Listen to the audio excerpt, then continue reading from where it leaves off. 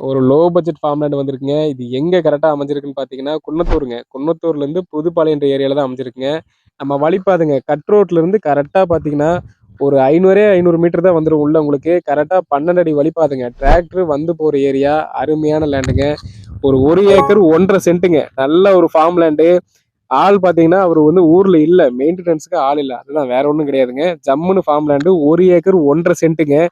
Free service வந்துரும்.